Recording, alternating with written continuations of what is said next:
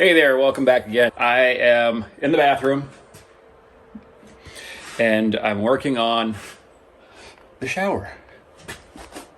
So anyway, I'm finally getting the mixing valve on there. I have a little bit of PEX to get through and work through. I have my mixing valve and I've put the ends on it already, of course with some tape, and I'm just gonna put that on there. I'll let y'all take a peek and see how it goes. So this is just a guard for it, kind of to help you with the sheetrock and mud and all that kind of stuff, tile and everything. You kind of get up there, knock this piece off when you're done. Like I've said with everything else, I'm not a professional.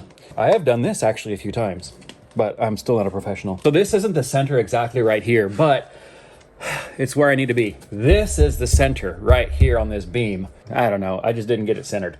So I have to come over just a little bit, which will be kind of awkward. It'll be over here, but yeah, whatever. It's just an office, right? I went and cut out a little bit right here so I can get as much back into the wall as I can. I do have this board to kind of mount it on, and I just set it all the way to the back of this stud right here. Pushed it all the way to the back. Of course, keeping in mind, there is some insulation on there. Me, myself, I'm a firm believer in insulation in the bathroom for various reasons. I've been to other places, mainly true offices. It seems like some construction, they just don't put insulation in the bathroom. Oh my goodness, you need insulation in the bathroom because my bedroom's right there and the kitchen's right there and the shop is right there. And I don't want to hear what people are doing in the bathroom when I'm trying to sleep or when I'm trying to cook or whatever else.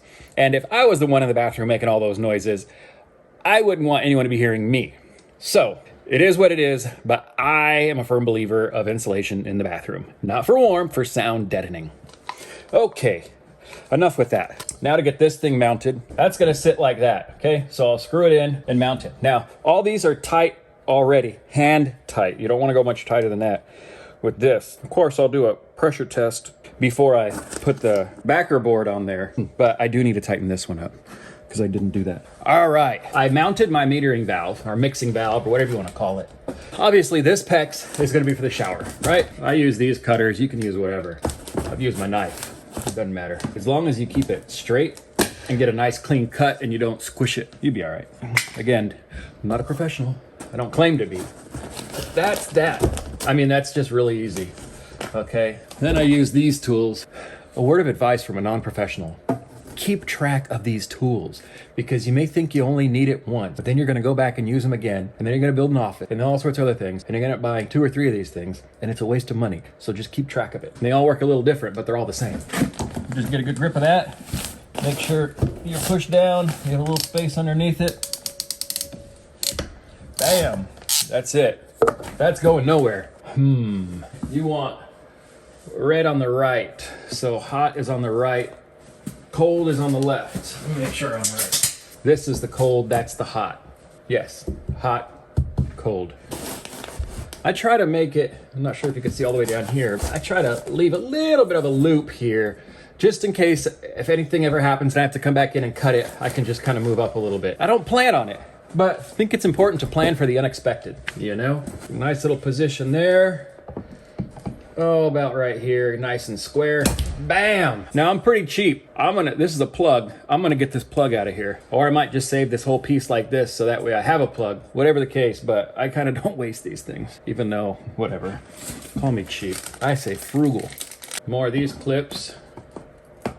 Now, I'm not gonna mount this one up just yet until I get this one set, just in case it gets in my way. Now this one I can't have as much of a bend because it's tighter. You kind of got to get that one where it gets, if that makes sense. And then, bam.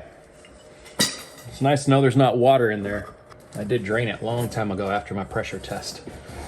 You got to watch your bend. If you do leave a little extra, mine's starting to kink a little bit right here. So that's too much of a bend for it. I'm gonna take some off, and yes, that wastes it, but you don't want that kink in there. It's a little better. One of these that I have, keep in mind, I have 3 of them. It's a long story. But anyway, it has a little light on it when it has a good battery. And when you've hit a good close on it or a good crimp on it, the light will go off or go on, whatever you want to call it. Anyway.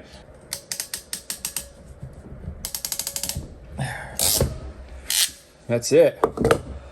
My shower valve is now, or mixing valve, whatever you want to call it, is now connected. Now I'm gonna put this piece on.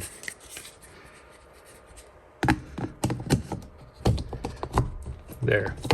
When I mount my my rock on here, I just it'll kind of line up around here, and then tile will be there, and then it'll be good to go. It'll be close to flush, if not flush.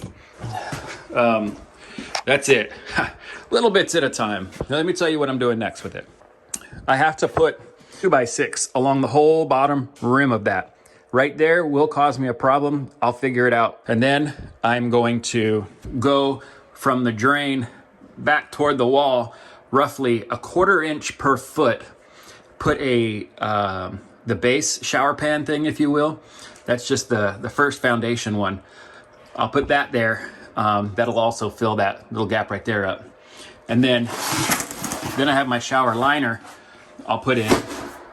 And then I will do the actual shower pan itself. Again, going the 1/4 inch per foot. I'll kind of come down into that. It'll be the slope. I can finish my wall all the way down to the bottom. And then I can start tiling it. That'll be a whole other task. Stay tuned for that. You can watch the rookie tile. But I've tiled before. I've actually done more bathrooms than anything else in the house, usually by accident. I end up going to fix the valve or something, and I find out something's broken and end up ripping the whole thing out and fixing it all over again. I feel fairly confident with the shower. There's just a couple little things I still need work with because I'm not a professional. So anyway, that's that. So stay tuned. There'll be more. Thanks for watching. Bye.